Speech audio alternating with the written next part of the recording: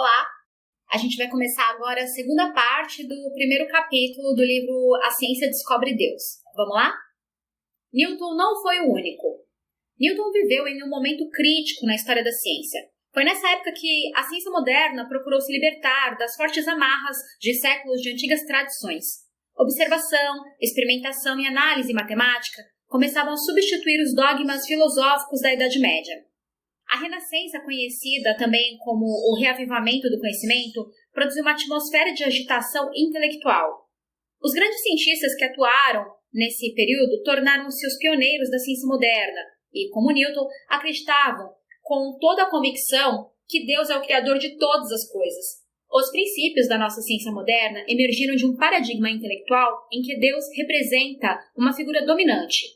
Johannes Kepler, que trabalhou em Praga, figurou entre os principais cientistas de todos os tempos.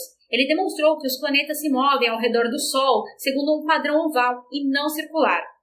Como grande adepto da matemática, desenvolveu 3 princípios conhecidos como as leis de Kepler, que se relacionam com o movimento dos planetas. Essas leis permanecem quase intactas até hoje. Como o famoso italiano Galileu, Kepler via uma relação rigorosa entre Deus e a matemática da natureza. A motivação de Kepler para suas investigações era poder encontrar as, abre aspas, harmonias matemáticas na mente do Criador, fecha aspas.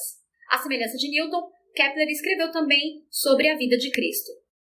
O versátil francês Blaise Pascal foi outra mente brilhante dessa época. Versado em teologia e o equilíbrio dos fluidos, lançou as bases da teoria da probabilidade matemática. Os princípios que ele estabeleceu servem de base para o método atual do estudo de muitos problemas na física, biologia e sociologia. Pascal foi um homem profundamente religioso.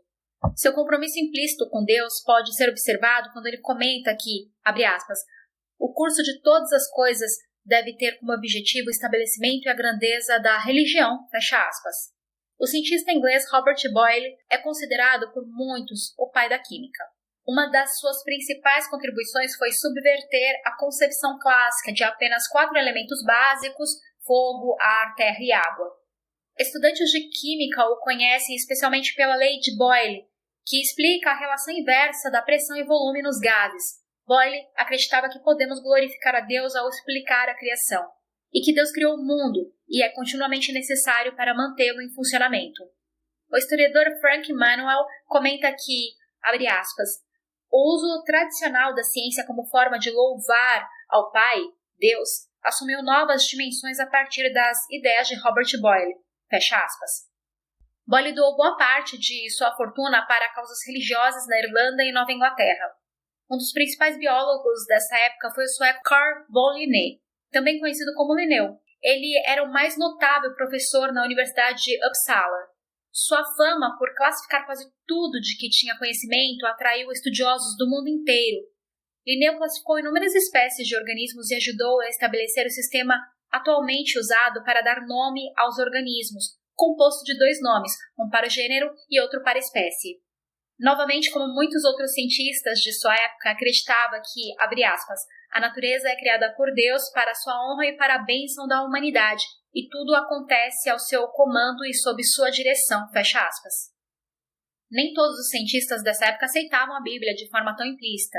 Na França, o naturalista Buffon começou a propor pontos de vista não bíblicos que diminuíam a importância de Deus na natureza, no entanto, ele fazia parte de uma pequena minoria. Situação atual, um confronto de visões. Milhares de pessoas assistiam ao encontro da Sociedade Americana de Geologia em Nova Orleans. O presidente de uma sessão ressaltou que, abre aspas, a criação é prostituição científica, fecha aspas, além de afirmar que os criacionistas são tão ultrapassados como uma nota de $3. Os Estados Unidos não possuem essa nota. Outro orador comentou que, abre aspas, o catastrofismo bíblico, ou seja, as interpretações baseadas em um dilúvio universal como descrito na Bíblia, é desonesto e vergonhoso, fecha aspas. Uma outra pessoa declarou que, abre aspas, ninguém deveria se deixar enganar pela fraude dos criacionistas, fecha aspas. Esses foram apenas alguns dos comentários que ouvi. Embora algumas evidências válidas foram apresentadas para apoiar essas afirmações, não se tratava de uma discussão científica convencional. Ali não se podia ver aquela imagem do cientista calmo em seu jaleco branco e absorto em seus cálculos. A relação violenta percebida nesse encontro foi em parte estimulada por uma pesquisa do Instituto Gallup, feita com adultos nos Estados Unidos, indicando que muitos não estavam seguindo a ciência.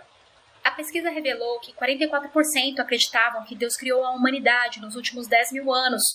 Outros 38% acreditavam que Deus conduziu o desenvolvimento do ser humano no decorrer de milhões de anos.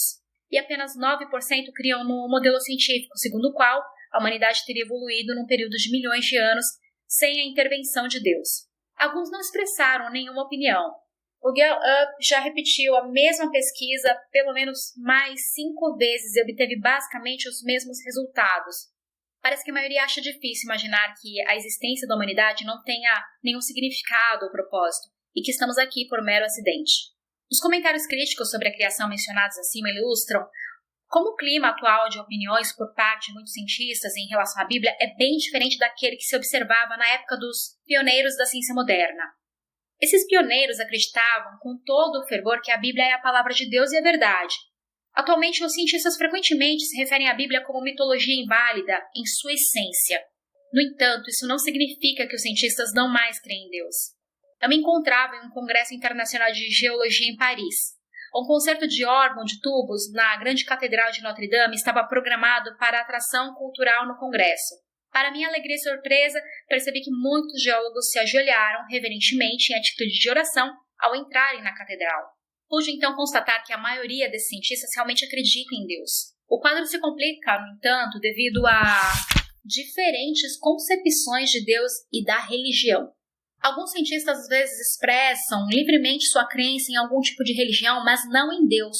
Outros traçam uma nítida linha entre religião e ciência. A religião pode ser definida de muitas maneiras, incluindo retidão moral, mas a concepção comum da palavra religião está frequentemente relacionada com a adoração de um ou mais deuses. Manteremos essa concepção em mente ao prosseguirmos. Quantos cientistas creem em Deus? Embora exista todo tipo de dados a esse respeito em várias publicações, sem falar nas opiniões informais da internet, 2 pesquisas publicadas na prestigiosa revista Nature parecem válidas. 1.000 pessoas foram escolhidas aleatoriamente da lista de cientistas do dicionário biográfico American Man and the Woman of Science e questionadas sobre sua crença em Deus. Mas qual é o significado da palavra Deus? É uma palavra que pode ter diferentes significados. Deus é um ser pessoal, um princípio ou, como dizia um dos meus professores de zoologia, a natureza. Para a maioria, Deus é um ser supremo, criador, mantenedor da natureza.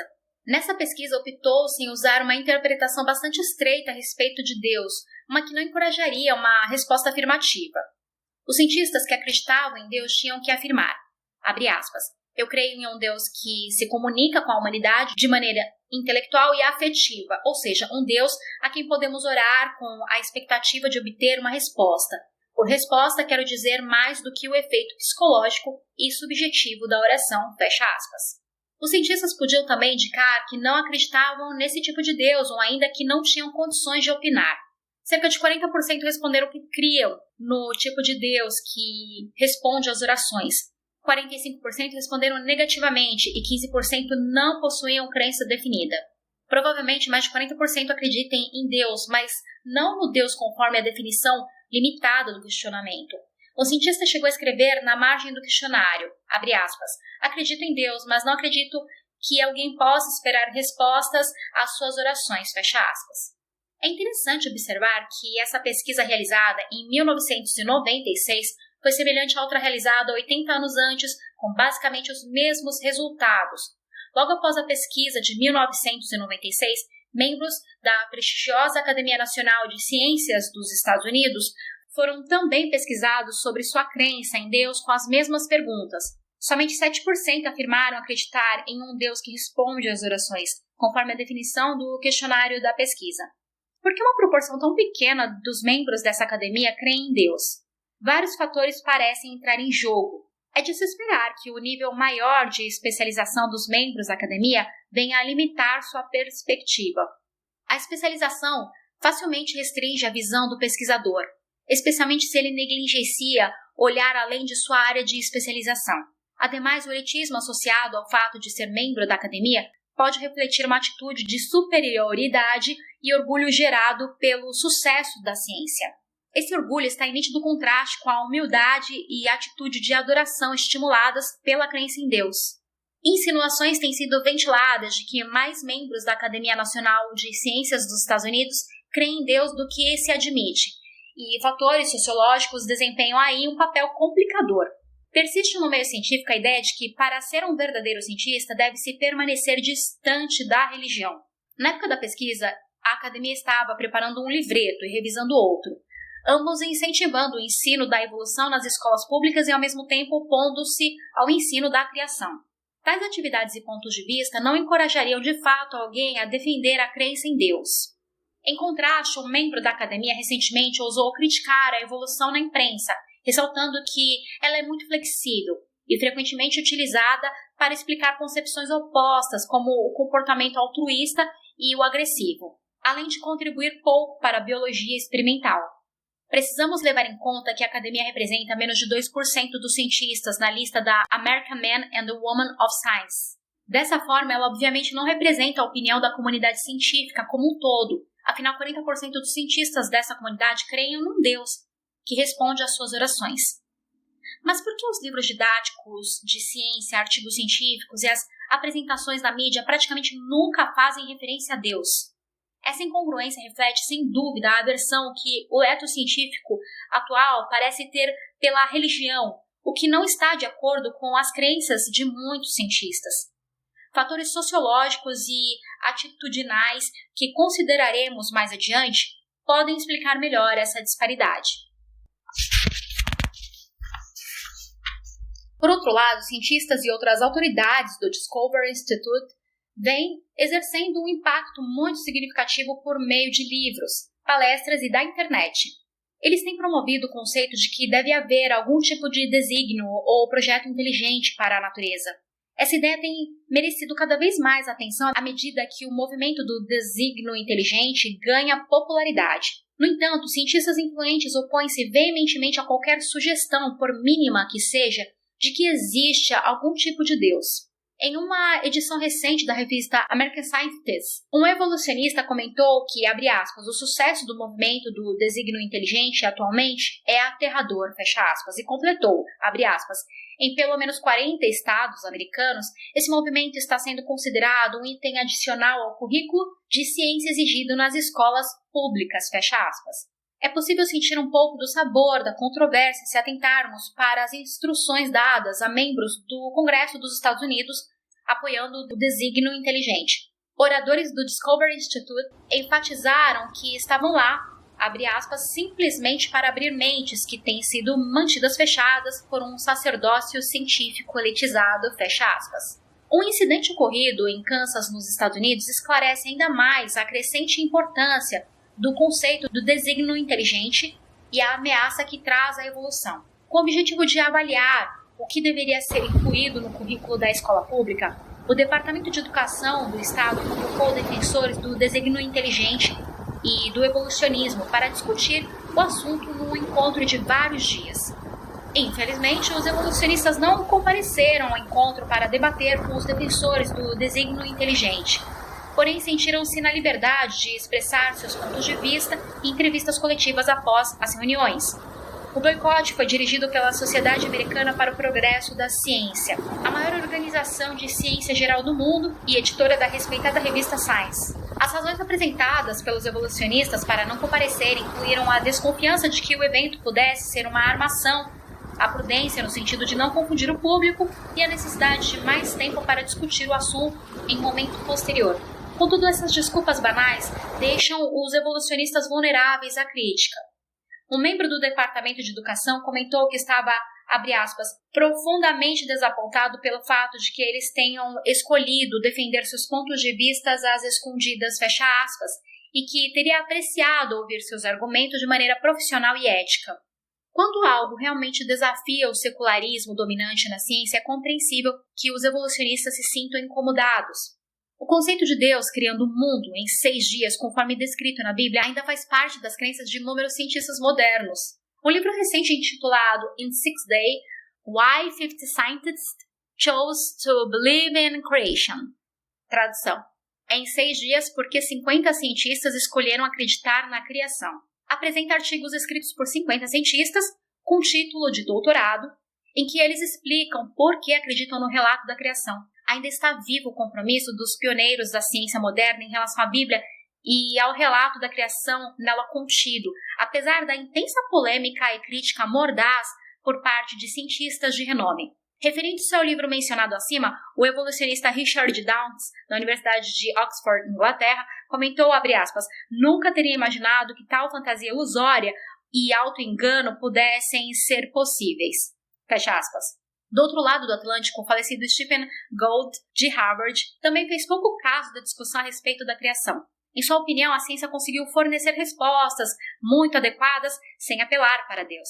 Ele caracterizou a evolução como, abre aspas, um fenômeno tão bem documentado como qualquer outro na ciência, fecha aspas, e, abre aspas, um dos maiores triunfos da descoberta humana, fecha aspas. Percebe-se que as trincheiras da batalha estão ficando cada vez mais profundas. Alguns podem se perguntar por que, numa era de avanço científico, tantas pessoas nos Estados Unidos acreditam que a humanidade foi criada por Deus. Sem dúvida, há muitas razões para isso. Um fator importante é a alta porcentagem de professores de biologia que defendem o criacionismo. Essa afirmação do editor da revista The American Biology Teacher, o professor de biologia americano, sob a rúbrica Perícia Educacional, tem que ver com uma série de pesquisas efetuadas com professores de biologia do nível secundário de vários estados norte-americanos. Os resultados mostram que entre 29% e 69% acreditam que o criacionismo deveria ser ensinado nas aulas de ciência de escolas públicas, e entre 16% e 30% de fato o ensinam. Deus não está morto nessas aulas de ciência. Por outro lado, a Associação Nacional de Professores de Biologia fez uma declaração em 1995 afirmando que a evolução, abre aspas, é um processo natural, imprevisível, impessoal e não supervisionado, fecha aspas. Ao usar as palavras não supervisionado e impessoal, a associação insinuou, na visão de muitos, uma postura ateísta. Na verdade, ela está fazendo uma declaração teológica de que não há Deus. Após prolongadas discussões, as palavras ofensivas foram removidas da declaração e alguns repórteres da imprensa pública acusaram os cientistas de terem cedido às pressões dos criacionistas. Para complicar a equação, existe o fato sutil de que o debate sobre a existência de Deus sempre vem carregado de forte carga emocional, o que leva muitos cientistas e outros estudiosos a simplesmente preferir o silêncio.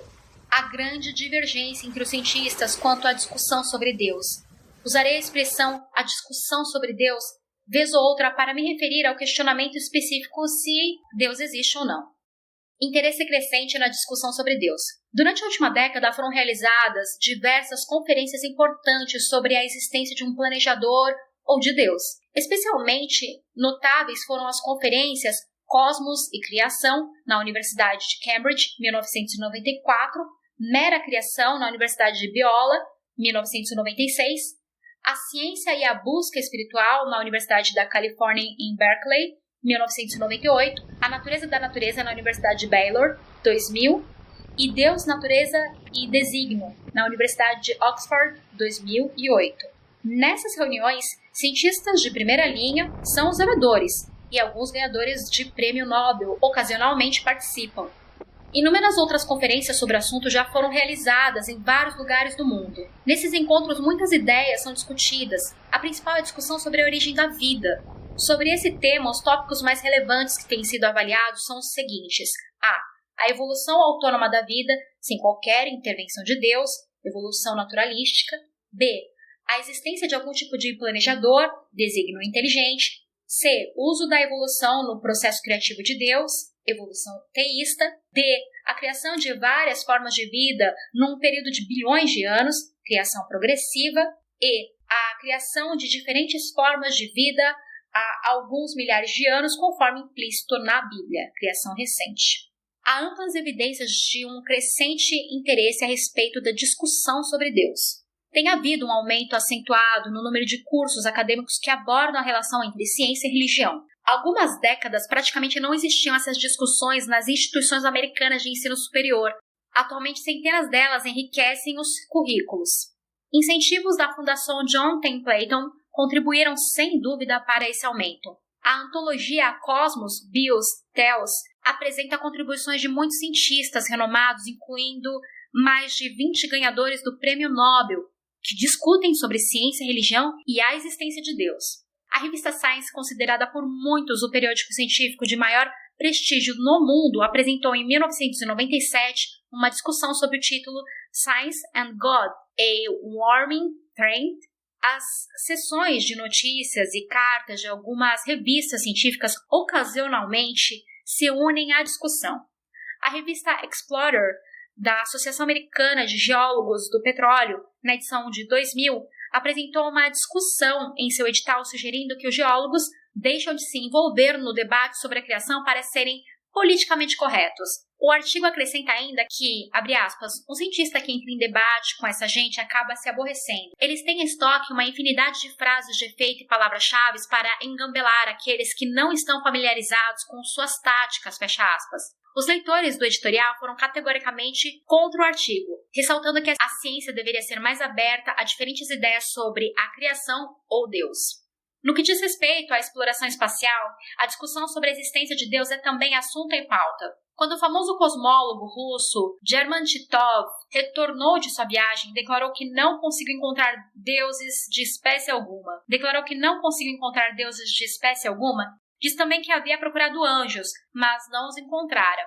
Ele tinha viajado apenas 221 quilômetros acima da superfície da Terra. Mais tarde, contudo, os terráqueos observaram os astronautas da Apollo circulando a Lua a 386 mil quilômetros de altitude, enquanto liam a um público extasiado as primeiras palavras da Bíblia. No princípio criou Deus os céus e a terra. A imprensa também frequentemente se une a essa discussão. Uma edição da revista Newsweek de 1998 estampou na capa as palavras "A ciência descobre Deus". E, em 2006, a revista Time trouxe como manchete de capa o tema Deus versus Ciência. Revistas como Christianity Today, New Scientist, Skeptical Inquirer frequentemente abordam a relação entre ciência e religião, às vezes dedicando a maior parte de uma edição ao tema.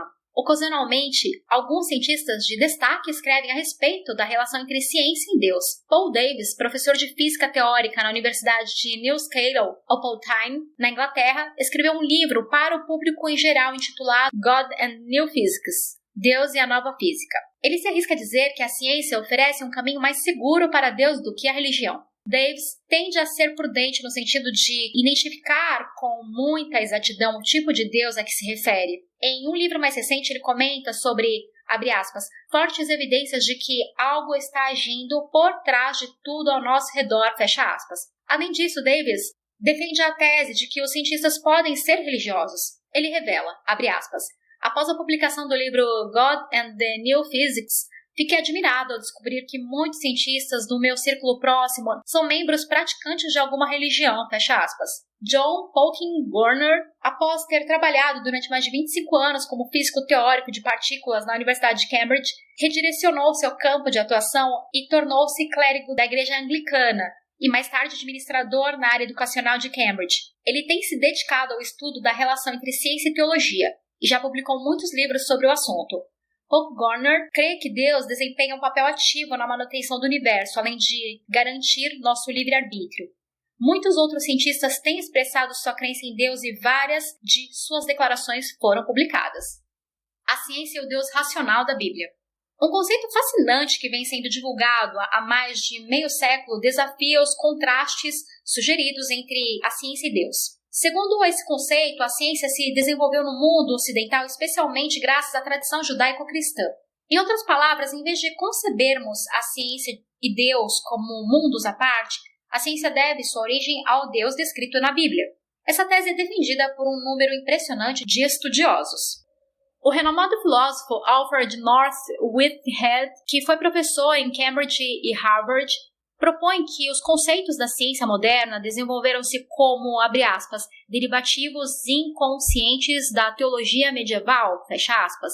O conceito de mundo ordenado, conforme inferido a partir do Deus único, racional e coerente da Bíblia, monoteísmo, promoveu o fundamento para a crença no conceito de causa e efeito da ciência. Os inúmeros deuses pagãos imprevisíveis de outras culturas eram caprichosos e, consequentemente, não se encaixavam na previsibilidade que torna possível a ciência. R.G. Collingwood, que foi professor de filosofia metafísica na Universidade de Oxford, ressalta que a crença de que Deus é todo-poderoso contribuiu para mudar a visão sobre a natureza de imprecisão para a precisão. E precisão se encaixa bem com a exatidão alcançada pela ciência. Na Holanda, o falecido Reich Hooijkaas, professor de História da Ciência na Universidade de Utrecht, enfatizou também que a visão bíblica de mundo contribuiu para o desenvolvimento da ciência moderna. Vale ressaltar que o relativo anti-autoritarismo nutrido pela Bíblia, em contraste com as práticas restritivas da Idade Média, foi de grande importância no sentido de libertar a ciência da autoridade dos teólogos. Um dos principais eruditos nessa área é Stanley L. Jackie. Com doutorado em Física e Teologia, professor emérito na Seton Hall University, em New Jersey, Jackie ressalta com muita perspicácia que as culturas grega, babilônica, egípcia, maia, chinesa e hindu tiveram, em diferentes níveis, uma ciência embrionária que terminou em aborto. Ele atribuiu esse fato à falta de crença dessas culturas na racionalidade do universo. A tradição judaico-cristã, por outro lado, forneceu o Deus racional necessário para o estabelecimento da ciência. É um paradoxo que o Deus que pode ser a própria causa do surgimento da ciência moderna seja agora categoricamente rejeitado pelo modelo da ciência secular da atualidade. Não podemos dizer que a ciência amplamente aceita sobre a relação causal entre o Deus da tradição judaico-cristã e a ciência moderna seja um fato inquestionável. No entanto, esse conceito nos ajuda a perceber que não existe uma forte dicotomia entre a ciência e o tipo de Deus descrito na Bíblia. Em outras palavras, Deus é uma divindade de causa e efeito, que age com lógica. Isso se enquadra bem na ciência. Síntese do capítulo. Os pioneiros da ciência moderna, como Kepler, Boyle e Newton, eram crentes devotos em Deus e na Bíblia. Nenhum deles via conflito entre Deus e a ciência, pois criam que ele havia criado os princípios da ciência. Obviamente, é possível a um grande cientista crer em um Deus ativo na natureza. Desde o tempo desses pioneiros, houve um processo de distanciamento. A ciência tomou o seu próprio rumo, isolando-se da ciência e procurando respostas para muitos questionamentos, incluindo as profundas questões sobre a origem e o propósito da vida humana, sem qualquer referência a Deus. Embora muitos cientistas acreditem em Deus atualmente, ele é excluído praticamente de toda a interpretação científica. Cientistas renomados da atualidade fazem questão de praticar uma ciência separada de Deus. De tempos em tempos, a ciência passa por um processo de redefinição, e este é um fato que merece consideração. Em geral, a maioria considera a ciência o estudo de fatos e explicações sobre a natureza, mas os detalhes da definição podem variar muito. Quando os fundamentos da ciência moderna foram lançados, os estudiosos da natureza, os cientistas, eram chamados de historiadores da natureza ou filósofos da natureza. Esses cientistas glorificavam em seus escritos o Deus que eles consideravam ativo na natureza. Deus era frequentemente mencionado como o criador de todas as coisas. Ele havia estabelecido as leis da natureza, sendo assim parte da interpretação científica. A importância de Deus na ciência foi diminuindo aos poucos, especialmente em meados do século XIX. Atualmente presenciamos uma forte tendência no sentido de excluir Deus da prática científica. Se alguém tentar incluí-lo, não será considerado um verdadeiro cientista. Deus é excluído por uma questão de mera definição. Essa visão fecha as portas que poderiam permitir que a ciência descobrisse Deus. Dentro desse paradigma, a ciência não pode ser vista como uma busca aberta da verdade, o que pode conduzir ao erro, especialmente no caso de Deus realmente existir. Neste livro, proponho que o cientista deve estar aberto para a possibilidade da existência de Deus e que a ciência deve seguir os dados da natureza, aceitando qualquer direção para onde eles possam conduzir. Nossa preocupação é encontrar a verdade, não adequar nossas conclusões a uma definição limitada de ciência. Nas páginas a seguir, consideraremos a ciência como o estudo dos fatos e interpretações da natureza. Uma questão básica que discutiremos no último capítulo será a razão por que a ciência exclui Deus de seu repertório de explicações. Nas últimas décadas, temos visto um crescente interesse pela religião no meio científico. A discussão sobre Deus vem ocorrendo de maneira séria, refletindo padrões de como a ciência e a religião se relacionavam no passado. Além disso, o Deus descrito na Bíblia é um Deus lógico, racional, que combina bem com os princípios de causa e efeito da ciência. Na verdade, no que diz respeito às abordagens racionais fundamentais, Deus e a ciência não são diferentes, e a brecha estabelecida entre a ciência e Deus merece ser reparada. Bom, gente, esse foi o final do capítulo 1. Até mais!